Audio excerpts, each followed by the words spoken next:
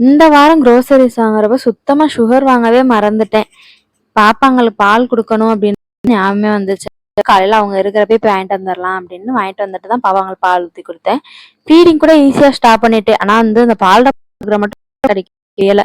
அதுக்கப்புறம் ஆனதுக்கு அப்புறம் தான் மத்ததெல்லாம் ஃபர்ஸ்ட் வந்து மோட்டரை வந்து சரி பண்ணிடலாம் அப்படின்ட்டு. ஏன்னா அடிக்கடி வெயில் காலம் அப்படின்றதால ஏர் வாங்கிக்கிறோம். தண்ணி இருக்கிறப்ப ரெடி பண்ணிட்டா ஈஸியா இருக்கும் அப்படின்ட்டு அதெல்லாம் பண்ணிட்டு சின்னதா ஒரு கோலத்தை மட்டும் போட்டுட்டு மத்தியானத்துக்கு வந்து சமைக்க ஸ்டார்ட் ஆச்சு. டைமே போகாது. எப்படா டைம் இருக்கு, இன்னைக்கு டக்கு டக்குன்னு டைம் போயிருச்சு.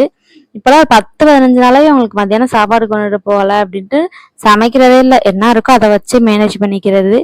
அதோட இன்னைக்கு மட்டும் சமைச்சிட்டு அப்படியே நாங்களும் போய் குளிச்சுட்டு வந்தாச்சு. அதோட வந்துட்டாங்களா. அதுக்கப்புறம் இன்னைக்கு வந்து நம்ம வீட்டுல சாப்பாடு கத்திரிக்காய் புளிக்குழம்பு, வாழைக்காய் வறுவல், முட்டை அவிச்சது.